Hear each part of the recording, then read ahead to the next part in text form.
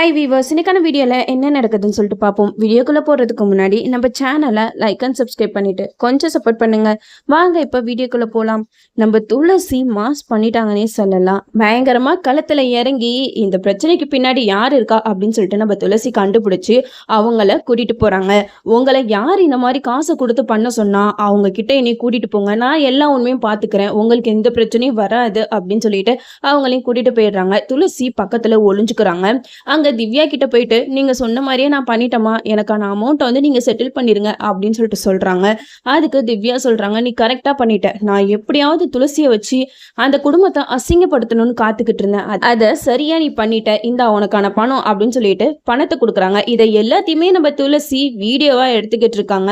அப்படியே அந்த இடத்துல இருந்து மாசா கை தட்டிக்கிட்டே வராங்க. சூப்பர் திவ்யா, சூப்பர், என்ன தைரியம் உனக்கு, இப்படி ஒரு அபாண்டமா பழிய போட்டு இப்படி ஒரு குடும்பத்தையே போலீஸ் ஸ்டேஷன்ல நிக்க வச்சிருக்க அப்படின்னு சொல்லிட்டு நம்ம துளசி சொல்றாங்க. அதுக்கு திவ்யா சொல்றாங்க, என்ன நீ லூசு மாதிரி உளறிக்கிட்டு இருக்க, எனக்கும் அதுக்கு என்ன சம்மதமும் கிடையாது, என்னாலலாம் அந்த குடும்பத்துக்கு உதவி பண்ண முடியாது, என்கிட்ட கெஞ்சுறதுக்காக வந்தியா அந்த குடும்பத்தை காப்பாற்ற சொல்லி, என்னாலலாம் எதுவுமே செய்ய முடியாதுப்பா அப்படின்னு சொல்லிட்டு ரொம்ப திமுறா பேசின திவ்யாவுக்கு நம்ம துளசி செக் வைக்கிற மாதிரி அந்த வீடியோவை காட்டுறாங்க. இந்த வீடியோவை கொஞ்சம் பாருமா, நீ பேசின எல்லாமே ரெக்கார்ட் ஆயிருக்கு, ஒழுங்கு மரியாதையா நீ ஏன் ஸ்டேஷனுக்கு வந்து எல்லா உண்மையை ஒத்துக்கோ, நீ ஏன் முன் வந்து எல்லாத்தையுமே சொல்லிட்டனா, சரி இந்த பொண்ணு இந்த குடும்பத்துல இருக்கிற கோவத்தினால இந்த மாதிரி பண்ணிட்டா, வெற்றியை கல்யாணம் பண்ணணும்னு ரொம்பவே ஆசைப்பட்டா, அது நடக்காம போன ஆதங்கத்துல இந்த மாதிரி எல்லாம் பண்ணிட்டான்னு சொல்லிட்டு மன்னிச்சு விட்டுருவாங்க அப்படின்னு சொல்றாங்க நம்ம துளசி. இதெல்லாம் கேட்ட திவ்யா வந்து என்னாலலாம் முடியாது அப்படின்னு சொல்லிட்டு ரொம்ப அடம் பிடிக்கிறாங்க. உடனே நம்ம துளசி இந்த வீடியோவை காமிச்சு, நான் வேற மாதிரி ஆக்ஷன் எடுக்கிறதுக்குள்ளையாட்டும் நீ என் கூட வந்துரு அப்படின்னு சொல்லிட்டு திவ்யா கையை பிடிச்சி போலீஸ் ஸ்டேஷனுக்கு இழுத்துட்டு போயிடுறாங்க. அங்க அபிராமி துளசியை செம்மையா திட்டிட்டு இருக்காங்க. எல்லாம் அந்த துளசினாலதான் வந்துச்சு, எப்படி நம்மள போலீஸ் ஸ்டேஷன்ல நிக்க வச்சிட்டா பாத்தீங்களா அப்படின்னு சொல்லிட்டு திட்டிட்டு இருக்கும்போது ஈஸ்வரமூர்த்தி துளசிக்கு சப்போர்ட் பண்ணி பேசுறாங்க. அபிராமி, நீ ஒன்னும் தெரியாம பேசாத, அதான் அந்த பொண்ணு ஸ்ட்ராங்கா சொல்லுதுல, நான் எதுவுமே பண்ணல, எந்த தப்பு செய்யல, நான் எதுக்காக உங்க மேல கம்ப்ளைண்ட் கொடுக்கணும் அப்படின்லாம் சொல்லுது, அதை போயிட்டு ஏன் இப்படிலாம் பேசுற, எனக்கு நம்பிக்கை இருக்கு, துளசி கண்டிப்பா நம்மளை காப்பாத்துறதுக்கு வருவா அப்படின்னு சொல்லிட்டு ஈஸ்வரமூர்த்தி துளசிக்கு சப்போர்ட் பண்ணி பேசுறாங்க. ஆனா இது சுத்தமா அபிராமிக்கு பிடிக்கல. நீங்க வேணா பாருங்க, அவ நம்ம குடும்பத்துக்காக எதுவுமே செய்ய மாட்டா அப்படின்னு பேசிக்கிட்டு இருக்கும் போது நம்ம துளசி அந்த இடத்துக்கு வந்துடுறாங்க. அங்க இருக்கிற அதிகாரிங்க கிட்ட துளசி நடந்த எல்லா விஷயத்தையும் சொல்றாங்க. ஆனா துளசி பேசுற எதையுமே அந்த அதிகாரி காதல கூட வாங்கல. என்னம்மா நீ மாத்தி மாத்தி பேசிக்கிட்டு இருக்க, அதெல்லாம் எனக்கு தெரியாது, நீ கம்ப்ளைண்ட் கொடுத்துட்ட, நானும் இவங்க மேல எஃப்ஐஆர் ஃபைல் பண்ணிட்டேன், இவங்கள கோர்ட்ல கொண்டு போய் நிறுத்த போறேன் அப்படின்னு சொல்லிட்டு அந்த அதிகாரி பேசுறது கேட்ட துளசி வந்து பயங்கரமா கோவப்படுறாங்க. என்ன சார், நான் ஆதாரத்தோட வந்திருக்கேன், என்னன்னா நீங்க இப்படி சொல்றீங்க, நீங்க எங்க வேணாலும் போங்க, என் கையில இந்த ஆதாரம் இருக்கிற வரைக்கும் நீங்க அவங்களை எதுவுமே செய்ய முடியாது அப்படின்னு சொல்லிட்டு போன்ல இருக்கிற ஆதாரத்தை காட்டுறாங்க. அப்போ திவ்யா பேசுறது எல்லாமே ரெக்கார்ட் ஆயிருக்கு. இதை பார்த்த அந்த அதிகாரிக்கு என்ன பண்றதுன்னே தெரியல, நம்ம கையும் கழுவுமா மாட்டிக்கிட்டோம், இதுக்கு மேல நம்ம வந்து இந்த கேஸை கோர்ட்டுக்கு எடுத்துட்டு போக முடியும்னு சொல்லிட்டு முடிவெடுக்கிறாரு. அப்போ துளசி திவ்யாவை கையை பிடிச்சி இழுத்துட்டு வராங்க. இந்த அதிகாரி கிட்ட என்ன நடந்ததுன்னு ஒழுங்கா உண்மையை சொல்லு அப்படின்னு சொல்ல உடனே திவ்யாவும் எல்லா உண்மையும் சொல்லிடுறாங்க. ஆமா, எனக்கு துளசி மேல கோவம், நான் கல்யாணம் பண்ணிக்க இருந்த வெற்றியை இவ கல்யாணம் பண்ணிக்க போயிட்டா, இப்ப என் வாழ்க்கை என்ன ஆகுறது, அந்த கோவம் தாங்க முடியாம தானா இவங்க மேல போய் கம்ப்ளைண்ட் கொடுத்தேன் அப்படின்னு சொல்லிட்டு திவ்யா எல்லா விஷயத்தையுமே சொல்லிடுறாங்க. இதை கேட்ட ஈஸ்வரமூர்த்தி அபிராமில ஆடி போய் நிக்கிறாங்க. அப்போ துளசி சொன்னது கரெக்ட் தான், துளசி எந்த விதமான பொய் கம்ப்ளைண்ட்டும் நம்ம குடும்பத்து மேல கொடுக்கல, நம்ம தான் அவளை பத்தி தப்பா புரிஞ்சுக்கிட்டோம்னு சொல்லிட்டு அபிராமியும் புரிஞ்சுக்கிறாங்க. திவ்யாவை வார்ன் பண்ணி அனுப்பிச்சிடுறாங்க. அந்த இடத்துல நம்ம துளசி அபிராமி ஈஸ்வரமூர்த்தி இவங்க 2 பேர் மனசுல இடம் பிடிச்சிட்டாங்க தான் சொல்லலாம். பரவாயில்ல, இவ்வளவு போராட்டத்துக்கு அப்புறம் நம்ம துளசி எல்லா உண்மையை நிரூபிச்சுட்டாலே அப்படின்னு சொல்லிட்டு ஈஸ்வரமூர்த்திக்கு துளசி மேல ஒரு மரியாதை வருது. அது மட்டும் இல்லாம நம்ம துளசிய மனசார மருமகளா ஏத்துக்கிறாங்க. வெற்றிக்கு சந்தோஷம் தாங்க முடியல. ஒரு பக்கம் மீனாட்சி திரு முழிச்சுக்கிட்டு இருக்காங்க, எங்க திவ்யா நம்மளையும் போட்டு விட்டுருவாளோ, நம்மள போட்டு விட்டா அவ்வளவுதான், நம்மள இந்த வீட்டை விட்டு துரத்திடுவாங்களே அப்படின்னு சொல்லிட்டு மீனாட்சி ரொம்பவே பயந்துட்டு இருக்காங்க. இந்த சைடு நம்ம வெற்றி ரொம்ப சந்தோஷமா துளசியை வீட்டுக்கு கூட்டிட்டு போறாங்க. அங்க வீட்டுக்கு போனதுக்கு அப்புறம் துளசிக்கு எல்லாருமே ரொம்ப நன்றி சொல்றாங்க. நான் உன்னை தப்பா புரிஞ்சுக்கிட்டம்மா, எங்களை மன்னிச்சிரு அப்படின்னு சொல்லிட்டு மன்னிப்பும் கேட்கறாங்க.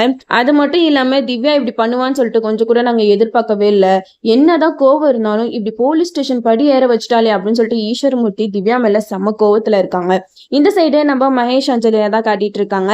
நம்ம அஞ்சலி வந்து நல்லா பேசிக்கிட்டு இருக்கும்போது திடீர்னு வாந்தி எடுக்க போறாங்க. மகேஷ் பின்னாடியே போயிட்டு என்ன அஞ்சலி ஏன் வாந்தி எடுக்கிற அப்படின்னு சொல்லிட்டு சொல்லிட்டு கேட்கும்போது கொஞ்சம் பொறுமையா உட்காந்து நான் என்ன சொல்ல வரேன்னு கொஞ்சமாவது கேளுங்க அப்படின்னு சொல்லிட்டு அஞ்சலி வந்து மகேஷ் கிட்ட சொல்றாங்க.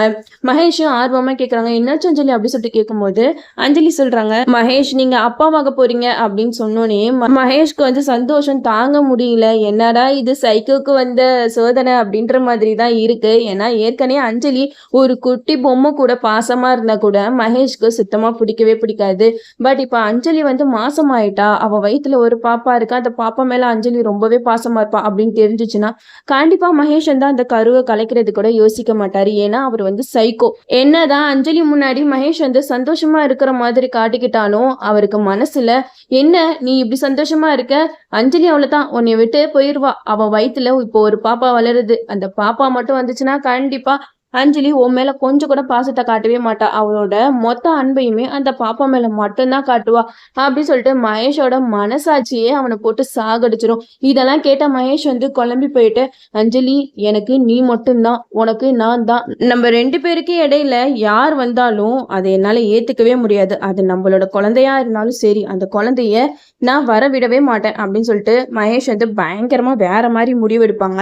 இந்த சைடு அஞ்சலி வந்து இந்த மாதிரி சந்தோஷமான விஷயத்த நம்ம அம்மா அப்பா கிட்ட சொல்லணும் அப்படின்னு சொல்லிட்டு அவங்க வீட்டுக்கு போறாங்க. அங்க போயிட்டு எல்லாருக்கிட்டையும் ஆசீர்வாதம் வாங்கிட்டு ஸ்வீட் எல்லாம் கொடுத்துட்டு எல்லா விஷயத்தையும் சொல்றாங்க. நம்ம அஞ்சலி நீங்களாம் தாத்தா பாட்டியாக போறீங்க அப்படின்னு சொல்லிட்டு சிவராமன் கிட்டயும் அஞ்சலி கிட்டயும் சொல்ல அதை கேட்டு 2 பேருமே பயங்கரமா சந்தோஷப்படுறாங்க. அஞ்சலி அம்மாவாக போற அப்படின்னு சொல்லிட்டு சந்தோஷத்துல துள்ளி குதிச்சுக்கிட்டு இருக்காங்க. இதெல்லாம் பார்த்த மகேஷ்க்கு கொஞ்ச நேரம் அப்படியே தலை சுத்துற மாதிரி இருக்கு. என்ன நடக்குது இங்க, எதுவுமே சரியில்லாத மாதிரி இருக்கு, என்ன அஞ்சலி மாசமாயிட்டான்னு சொல்லிட்டு எல்லாரும் துள்ளி குதிக்கிறாங்க அப்படின்னு சொல்லிட்டு அந்த சைக்கோ மகேஷ் ஒரு பக்கம் யோசிச்சுக்கிட்டு தான் இருக்காரு. கண்டிப்பா மகேஷ்க்கு இதுல கொஞ்சம் கூட சந்தோஷமே இல்ல. வெளியில வேணா சந்தோஷப்படுற மாதிரி நடிக்கலாம், பட் உள்ளுக்குள்ள அவங்களுக்கு செம்ம கடுப்பா இருக்கு. எங்க பாப்பா வந்துட்டு அஞ்சலி நம்மள விட்டுட்டு போயிடுவாள்னு சொல்லிட்டு மகேஷ் வந்து திங்க் பண்ணிக்கிட்டே இருக்காங்க. அப்ப சிவராமன் கேக்குறாங்க, என்னாச்சு மாப்பிள்ள இப்படி சந்தோஷமா இருக்கிற நேரத்துல ஏன் தனியா வந்து உட்காந்துருக்கீங்க அப்படின்னு சொல்லிட்டு கேட்கும்போது மகேஷ் சொல்றாங்க, இல்ல மாமா கொஞ்சம் தலைவலிக்கிற மாதிரி இருக்கு, எனக்கு ஆஃபீஸ்ல நிறைய வேலை இருக்கு, நான் கிளம்பி போறேன் அப்படின்னு சொல்லிட்டு போயிடுவாங்க.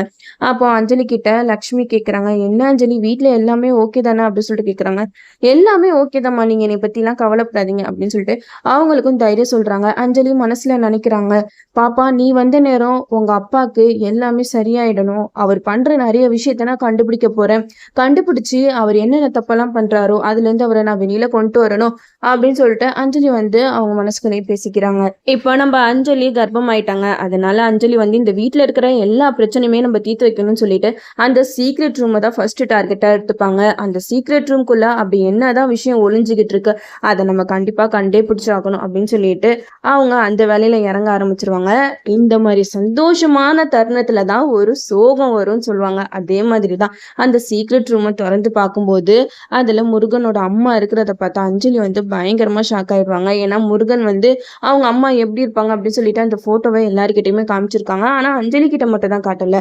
நம்ம அஞ்சலிக்கு வந்து அவங்கதான் முருகனோட அம்மா அப்படிங்கிற விஷயம் தெரிஞ்சிச்சுன்னா கண்டிப்பா அவங்களுக்குள்ள என்ன பிரச்சனை இருக்கு, எதுக்காக மகேஷ் வந்து இவங்கள அடைச்சு வச்சிருக்கணும் அப்படிங்கிற விஷயத்தெல்லாம் கண்டுபிடிச்சு மகேஷ்கே தெரியாம முருகனை அவங்க அம்மா கூட சேர்த்து வச்சிடணும். அது மட்டும் இல்லாம இப்போ மகேஷ் அனுபவிச்சுக்கிட்டு இருக்க சொத்து பத்து எல்லாத்தையுமே நம்ம முருகன் கிட்டே திருப்பி கொடுத்துடணும். பாவம் அஞ்சலி இவ்வளோ சந்தோஷப்பட்டுட்டு இருக்காங்க. பட் அந்த சைக்கோ மகேஷ் கூட அந்த குழந்தையும் சரி அஞ்சலியும் சரி கண்டிப்பா வாழவே முடியாது. அந்த குழந்தைக்கு கண்டிப்பா மகேஷால ஆபத்து இருக்கு. அதே நம்ம பொறுமையா வெயிட் பண்ணி பார்ப்போம். ஓகே வீவர்ஸ், இந்த வீடியோ உங்களுக்கு பிடிச்சிருந்தா லைக் பண்ணுங்க, மறக்காம நம்ம சேனலை சப்ஸ்கிரைப் பண்ணிடுங்க.